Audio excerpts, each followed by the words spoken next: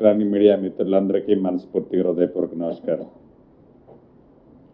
ఈరోజు 36వ రాష్ట్ర కేబినెట్ గౌరవ ముఖ్యమంత్రి రేవంత్ రెడ్డి గారి అధ్యక్షతన సుదీర్ఘంగా అనేక విషయాల మీద చర్చించుకోవటం జరిగింది. ప్రధానంగా గత కొద్ది రోజుల నుంచి శాస్త్రజ్ఞులు ఏదైతే చెప్తున్నారో దేశవ్యాప్తంగా ఎల్నినో ప్రభావం ఉంటుందని, దానివల్ల రైతన్నలు అప్రమత్తంగా ఉండాలని రాష్ట్ర ప్రభుత్వాలకు సూచనలు ఇస్తూ రైతన్నలకు కూడా అనేక సందర్భాల్లో ఈ శాస్త్రవేత్తలు సూచనలు ఇచ్చిన సందర్భాలు కోకొల్లలున్నాయి. ముఖ్యంగా సౌత్ రాష్ట్రాల్లో ఈ ఎల్నినో ఎఫెక్ట్ ఎక్కువగా ఉంటుందనేది శాస్త్రజ్ఞుల యొక్క వారికి ఉన్న అపారమైన పరిజ్ఞానంతో వారు చెప్పినట్లే ఇప్పటి వరకు 30 నుంచి 35% కంటే పడాల్సిన దాంట్లో 100% అనుకుంటే ఈ జూలై 17వ తారీఖు నాటికి 30 నుంచి 35% దాటి ఏ జిల్లాలో కూడా వర్షం తెలంగాణ రాష్ట్రంలో లేదు. దీని మీద రాష్ట్ర కేబినెట్ ఆందోళన గురవటమే కాకుండా దీనికి ఏ రకమైన చర్యలు చేపట్టాలి, అది తాగునీరు కావచ్చు, విద్యుత్ విషయాల్లో కావచ్చు, పశువులకు సంబంధించిన అంశాలు కావచ్చు, అనేక అంశాలు ఈ వర్షాధారణ మీద ఆధారపడే అంశాలు ఏవైతే ఉన్నాయో, నీటితో లింకప్ ఉన్న అంశాలు ఏవైతే ఉన్నాయో వాటన్నిటి మీద క్షుణ్ణంగా సుదీర్ఘంగా రాష్ట్ర కేబినెట్ చర్చించి రేపు 20వ తారీఖు నాడు ఎవరైతే ఇన్ఛార్జి మంత్రులు ఉన్నారో ఆ ఉమ్మడి జిల్లాకి ఇన్ఛార్జి మంత్రులతో పాటు ఒక ప్రత్యేకమైన సీనియర్ ఐఏఎస్ అధికారిని నియమించి ఆ ఉమ్మడి జిల్లాకు సంబంధించిన ప్రజాప్రతినిధులు ఏ రాజకీయ పార్టీకి సంబంధించిన వారైనా ఆ జిల్లాలో ఉమ్మడి జిల్లాకు సంబంధించిన శాస్త్రవేత్తలు వ్యవసాయంలో అనుభవజ్ఞులు ఎవరైనా ఉంటే వారిని కూడా పిలుచుకొని ఆ జిల్లాకు సంబంధించిన భవిష్యత్తులో ఎలా నడుచుకుంటే బాగుంటుంది అనే దాని మీద ఒక నివేదికను తీసుకురావాలన్నది రాష్ట్ర కేబినెట్లో మొదట నిర్ణయం తీసుకోవటం జరిగింది. సబ్సిక్వెంట్గా ఏవైతే ఉమ్మడి 10 జిల్లాల నుంచి సేకరించిన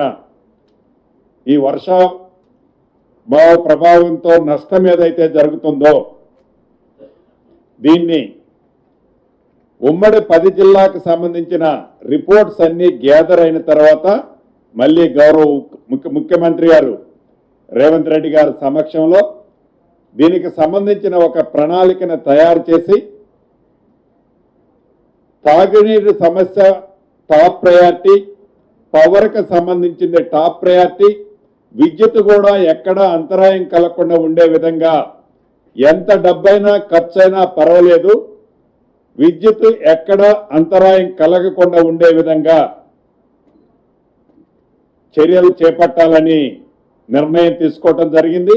ఈ ఉమ్మడి 10 జిల్లాలకు సంబంధించిన రిపోర్టు వచ్చి గౌరవ ముఖ్యమంత్రి గారి సమక్షంలో నిర్ణయం తీసుకున్న తర్వాత ఈ ఆందోళనకరమైన పరిస్థితి ఏదైతే రైతన్నలకు కానీ రాష్ట్రంలో ఈ వర్షానికి సంబంధించిన ఈ కరువుకు సంబంధించిన ఆందోళన పరిస్థితిని కేంద్ర ప్రభుత్వానికి నివేదిక పంపి కేంద్ర ప్రభుత్వ బృందాలను కూడా రాష్ట్రానికి ఇన్వైట్ చేసి రాష్ట్రాన్ని తక్షణమే అన్ని రకాలుగా ఆదుకోవాలన్నది కూడా చర్యలు చేపట్టాలని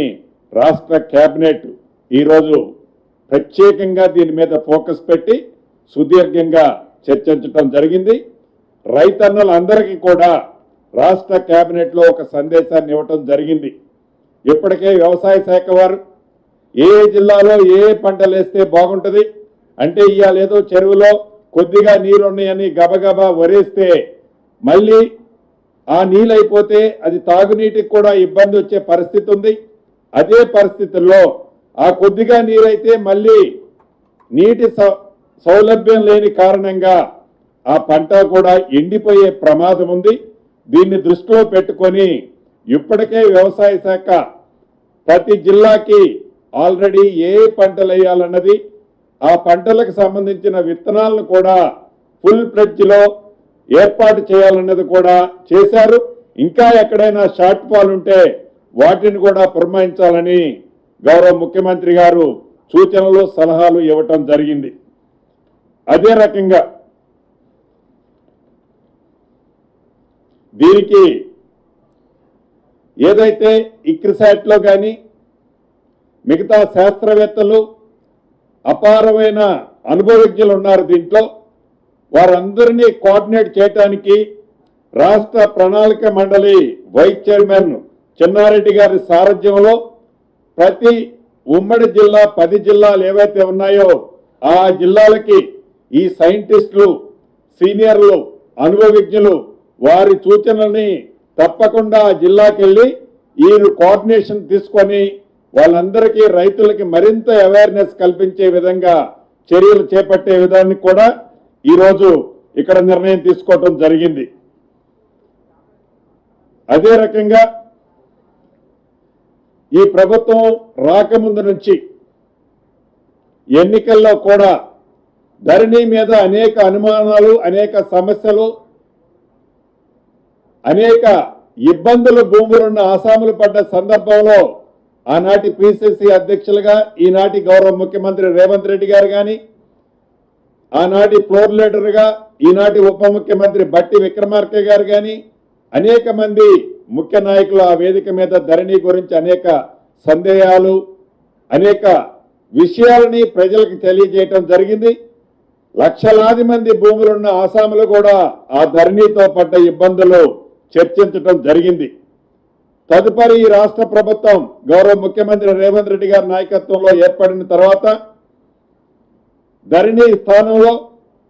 భూభారతి అనే ఒక కొత్త చట్టాన్ని తీసుకొచ్చి ఆ చట్టంలో ఏవైతే ఇబ్బందులు ఉన్నాయో ప్రతి ఇబ్బందిని పరిష్కరించే విధంగా ఈ భూభారతి చట్టాన్ని మార్పులు తేటమే కాకుండా విధి విధానాలు కూడా ఏర్పాటు చేసుకోవడం జరిగింది. ఈ 2020 అక్టోబర్ 29 నుంచి ధరణి పోర్టల్ స్టార్ట్ అయింది. ఈ ధరణి పోర్టల్ స్టార్ట్ అయిన దగ్గర నుంచి ఇప్పటి వరకు అసెంబ్లీ సాక్షిగా ప్రతిపక్షంలో అడిగిన కొంతమంది సభ్యులు అడిగిన దాన్ని దృష్టిలో పెట్టుకొని ఫోరెన్సిక్ ఆడిట్ వేయాలని కోరారు. ఫోరెన్సిక్ ఆడిట్ వేశాం. కేంద్ర ప్రభుత్వ సంస్థసే అప్రూవల్ ఉన్న కేరళకు సంబంధించిన ఒక సంస్థని ఫోరెన్సిక్ ఆడిట్ చేయటం కోసం నిర్ణయించి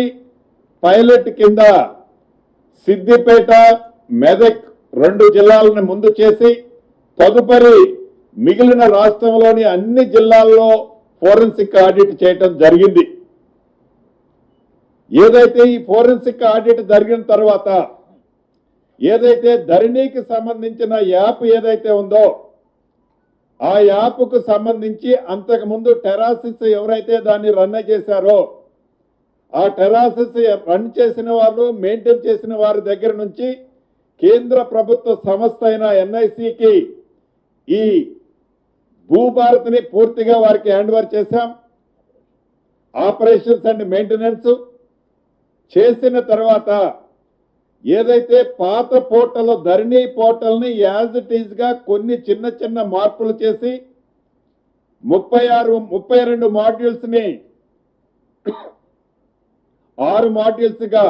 చేంజ్ చేసి దాంట్లో కొన్నిటిని సాధ్యమైన వాటిని సవరించి ఈ ఎన్ఐసికి హ్యాండ్ ఓవర్ చేశారు. తదుపరి ఎన్ఐసి రన్ చేయడం జరిగింది. ఈ రన్ చేసిన సందర్భంలో ఏదైతే ఈ ఫోరెన్సిక్ ఆడిట్ కానీ మిగతా సంస్థలు ఏవైతే ఇచ్చిన రిపోర్ట్ల ఆధారంగా తప్పకుండా ఎప్పుడైతే ధరణి ఏర్పడిందో ధరణి ఏర్పడి ఆ పోర్టల్కి సంబంధించిన టెండర్ దగ్గర నుంచి టెండర్ దగ్గర నుంచి ఎప్పటి భూభారతి వరకు పూర్తి విచారణ చేయటం కోసం